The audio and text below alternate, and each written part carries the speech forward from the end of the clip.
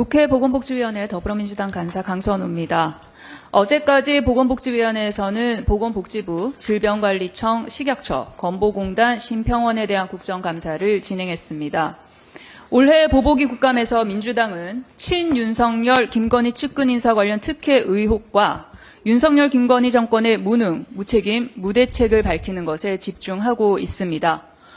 무엇보다 대표적인 친윤석열, 김건희 측근 인사 특혜 의혹인 국민께서 납부하신 건보료가 자생한방병원으로 고스란히 흘러들어가는 자생한방병원 맞춤형 사업 추진에 대해 여러 각도에서 새로운 사실을 조명했습니다.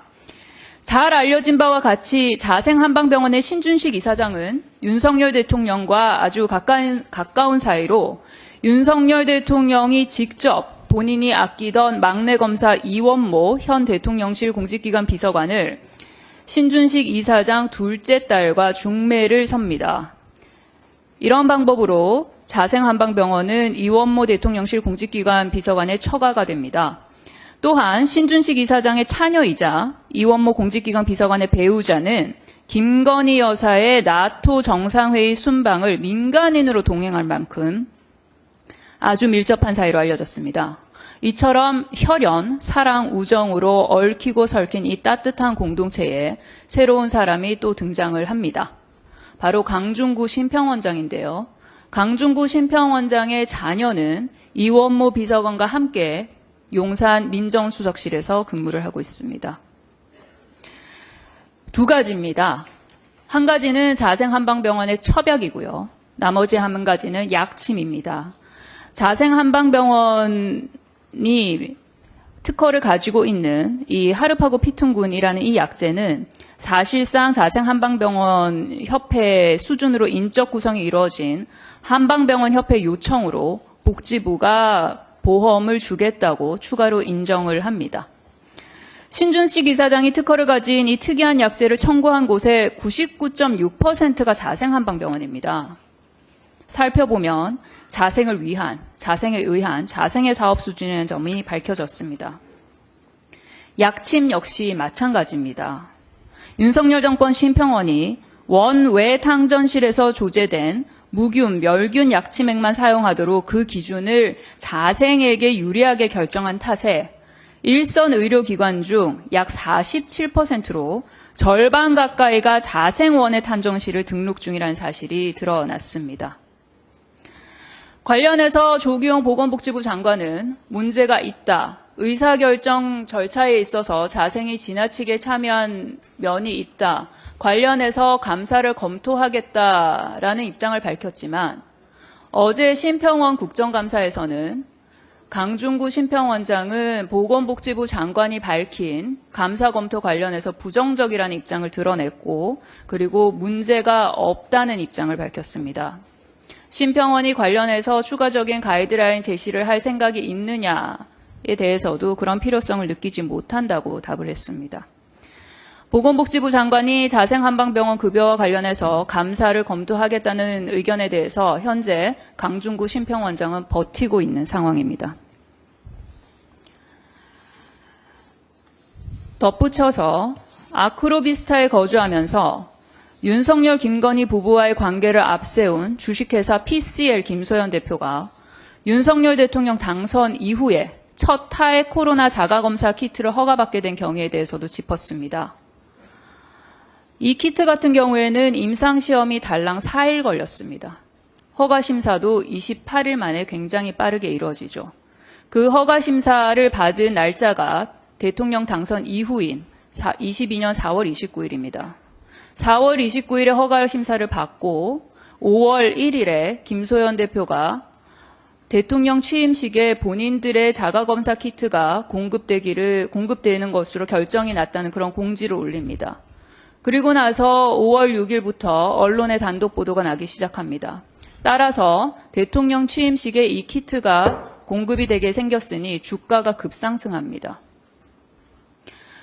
아크로비스타에 살면서 취임식에 특별 초청됐고 건의사랑 마스크로 보이는 듯한 빨간 마스크를 쓰고 참석한 김소연 대표.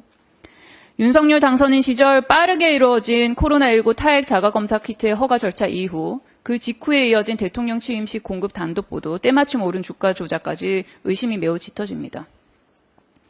그런데 해당 키트에 임상시험이 조작되었다는 제보로 현재 관련 회사는 식약처가 검찰에 수사를 의뢰했습니다. 수사 관련해서 눈치 보지 말고 용감하게 공정하게 수사하시기 바랍니다. 참고로 김소연 대표는 보건복지위에서 증인으로 의결을 했는데 의결한 9월 30일 당일 저녁에 미국으로 출국했습니다. 다음으로 국민의 생명과 건강을 판돈으로 놓고 윤석열 대통령과 한동훈 대표가 파워게임 중인 더 답이 없는 상태에 몰린 의료대란 상태에 대해서도 책임을 추궁했습니다. 특히 우리는 희생돼도 되는 하찮은 존재라는 피해 환자의 증언이 현재 의료 대란을 굉장히 자명하게 드러내줍니다. 교육부와 사전 협의도 없이 튀어나온 의대 5년제 단축 역시 강하게 질타를 했습니다. 조규홍 보건복지부 장관과 박민수 2차관 사퇴를 거듭 촉구했으나 2명 다 모두 거부했고, 특히 윤석열 대통령의 사과가 필요하지 않냐는 질문에 조규홍 장관은 대통령께서 판단할 사안이라며 답변을 회피하는 모습이었습니다. 이 모습은 국민들께서 보건복지위 국감을 통해 모두 지켜보셨으리라 생각합니다.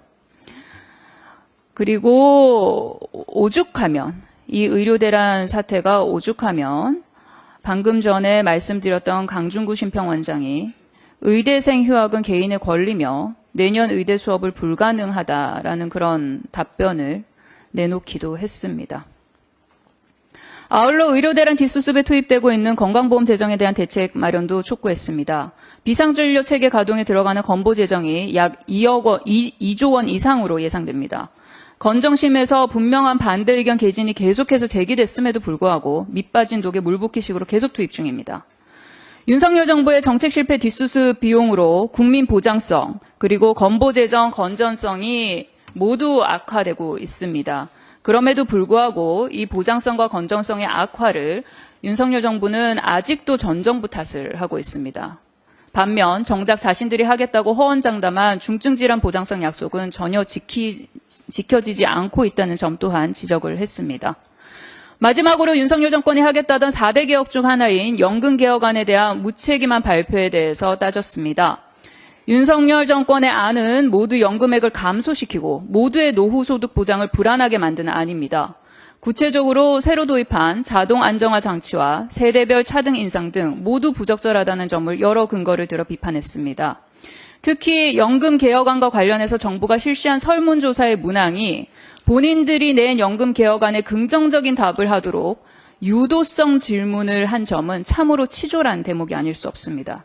또한 복지부는 총 24번의 FGI를 했다고 밝혔으나 단 한 번도 한 적이 없었습니다. 윤석열 정권의 연금 개혁안 또한 사실상 거짓의 모래 위에 지은 성 수준이었다는 것이 드러났습니다. 아울러 연금에 대한 국가 책임을 분명히 하고 국민연금에 대한 재정 투입 논의를 시작해야 된다는 점 역시 분명히 밝혔습니다. 이외에도 민주당은 한국 사회의 구조적 문제로 자리 잡은 마약범죄 예방치료 및 재활 강화의 필요성, 빈곤 노인, 학대 피해 아동, 자립준비 청년, 장애인 등 사회적 약자의 기본권을 위한 민생정책 질의를 이어가고 있습니다. 향후 남은 국정감사 일정 동안에도 보건의료와 복지 분야에서 김건희 정권의 폭정이 가져온 민생 파탄의 책임을 따져 묻도록 하겠습니다. 또한 국회 증감법에 따른 자료 제출 요구를 거부하거나 증인 출석 요구에도 불응한 경우에는 엄중한 법적 조치로 대응해 나갈 것임을 밝힙니다. 이상입니다. 네, 그럼 제4차 국감대책회의를